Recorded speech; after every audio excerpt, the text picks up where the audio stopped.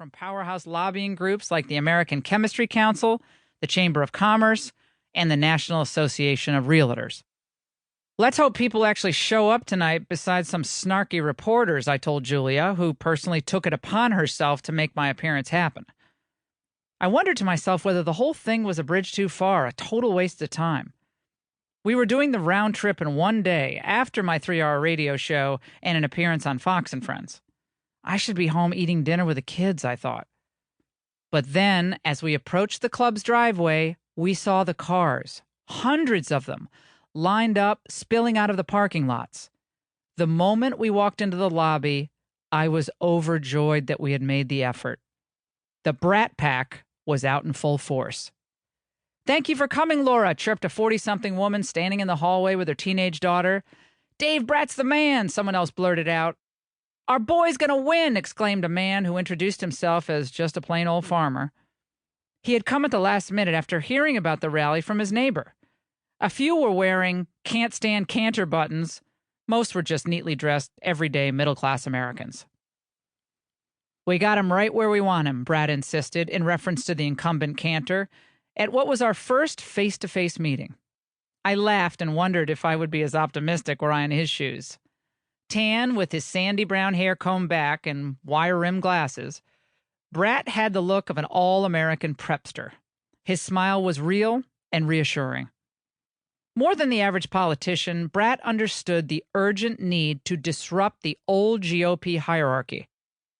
Fundamental conservative change would not be possible in Washington unless and until the establishment in both parties was exposed and defeated. For decades on key issues, they had been in an alliance of convenience, working against the interests of everyday Americans. On no issue was this collusion more apparent than immigration reform, aka amnesty. Over the years, I've developed a pretty accurate rule of thumb for judging the conservatism of Republican politicians. If they refuse multiple requests to appear on my radio show, they're usually up to no good. Case in point, Eric Cantor. Majority Leader Cantor had turned down several invitations from my bookers to join us on the air to discuss his 2013 legislation, misleadingly known as the Kids Act. It was essentially his version of President Obama's Dream Act and would have given a path to legalization to illegal immigrants brought here as children. Cantor thought he could dodge the tough questions by simply avoiding them. That told me a lot. Apparently, it was that same aloof, I don't need to answer to anyone attitude that rubbed the voters of the 7th Congressional District the wrong way as well. In the final week before the June 10th primary, we covered the race every day on radio. I begged Glenn Beck to get involved, and to his credit, he did, by interviewing Brat on his popular radio show.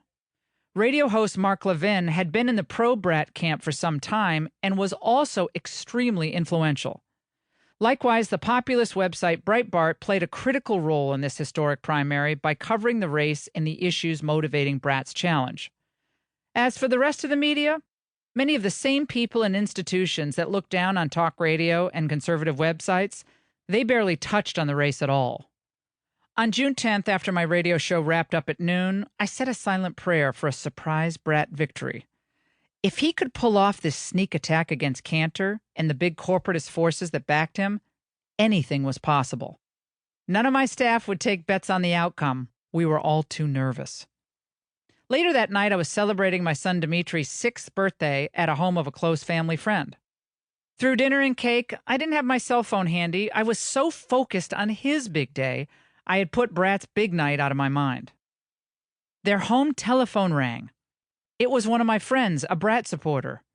"Where have you been? We've been trying to reach you. He won! He won! Dave won!" "Yes!" I screamed, with a mouthful of frosting, still sitting at the dining room table. Those gathered must have thought I had hit the lottery. I ran for the phone where the texts and emails were pouring in. Not long after, I was on Fox News' special coverage of the Cantor loss.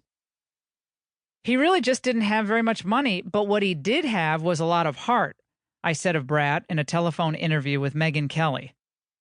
I think there will be a lot of people out there saying this could be the beginning of something really big for the Republican Party. Fox News political analyst Brit Hume disagreed. And he was not alone among conservative commentators in expressing dismay over Brat's massive upset of the